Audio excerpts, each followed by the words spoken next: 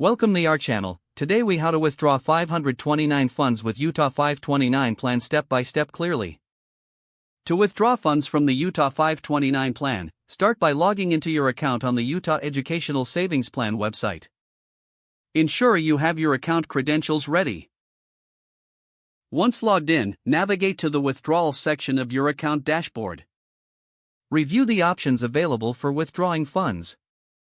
Select the type of expense you are withdrawing for, such as qualified education expenses or non-qualified expenses. For qualified expenses, gather the necessary documentation, like tuition bills or proof of enrollment. Next, choose the amount you wish to withdraw. Complete any required fields related to the withdrawal. Double-check the accuracy of the information you have provided.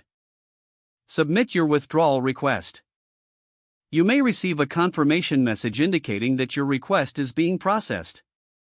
After submission, keep an eye on your email for updates regarding your withdrawal status. Note that processing times can vary depending on the type of request. If you have any issues, consider reaching out to customer support for assistance.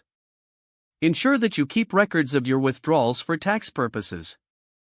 Once the funds are dispersed, confirm that they are deposited into your designated account.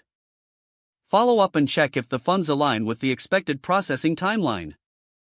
If the page does not load, refresh the browser or try again in a private or incognito window. Make sure you are using the correct email address, then retype it carefully to avoid small typos. If your password is not accepted, use the reset option and create a new strong password you can remember. Check your spam folder for verification or security emails, then complete any requested confirmation steps. Enable two-factor authentication if available to improve account security and reduce unauthorized access risk.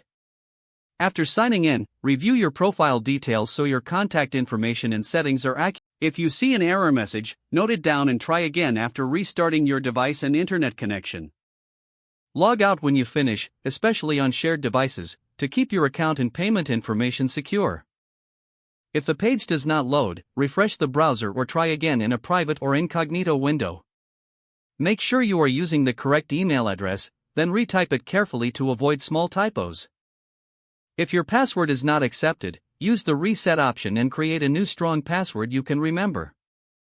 Don't forget to like this video and subscribe to our channel for more step-by-step tech guides.